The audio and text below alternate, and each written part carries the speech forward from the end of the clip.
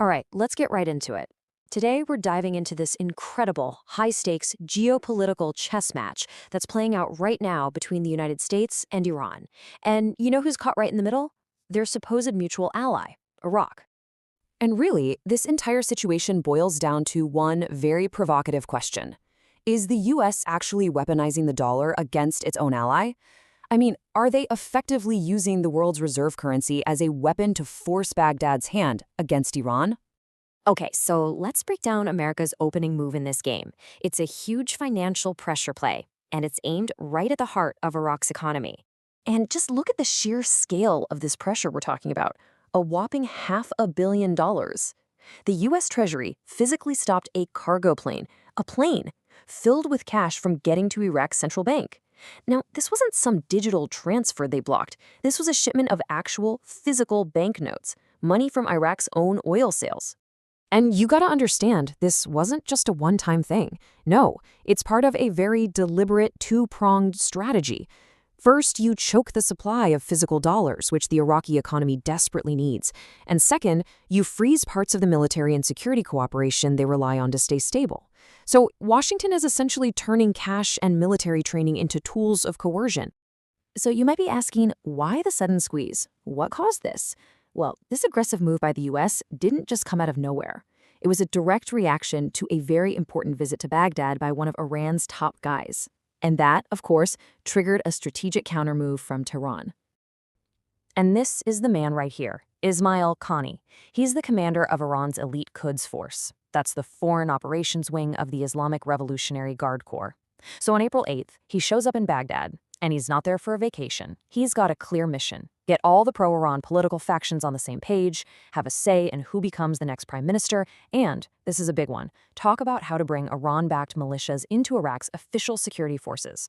This was a huge play to solidify Iran's power in the country. Now, it's super important to remember the context here. All of this, the financial pressure, the political games, it's all happening against the backdrop of a much larger conflict. There was this very fragile ceasefire between the U.S. and Iran itself that was literally hanging by a thread. And this timeline really shows you just how precarious the situation was. Okay, so the ceasefire kicks off on April 11th. But by the 20th, even after these marathon talks, there's still no deal.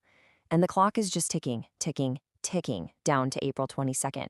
That's when the truce was supposed to end, and hostilities could have resumed at any moment. And as those talks were falling apart, you can just imagine the tension. Reports started coming out that over 10,000 troops were on the move, heading toward the Middle East. That is a crystal clear signal that both sides were gearing up for a fight. And this shows you Iran's perspective. While talks were going on, Tehran was using the ceasefire to rearm. The IRGC's aerospace commander then comes out with this really defiant statement, basically claiming that Iran was reloading its missile and drone launchers faster than ever, and that the U.S. had lost this phase of the war. They weren't just waiting, they were preparing. Okay, so everything is pointing towards a renewed conflict, right? It seems totally inevitable. But then, the story takes a sharp turn. At the absolute 11th hour, with the deadline just a day away, something totally unexpected happens. On April 21st, President Trump suddenly announces he's extending the ceasefire. And this was a stunning reversal. Just hours before, he was against any kind of extension. So what happened? Well, it turns out Pakistani mediators, who were working the back channels between the two sides, made the request and basically pulled the region back from the brink. But look, extending the ceasefire didn't actually solve the underlying problem. It just kicked the can down the road. And what we're left with is this classic diplomatic deadlock.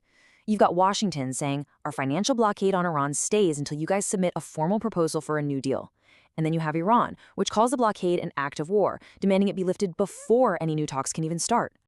So that's where we are now. And it all comes down to this one critical question, doesn't it? You have two powerful adversaries, each insisting the other has to make the first move.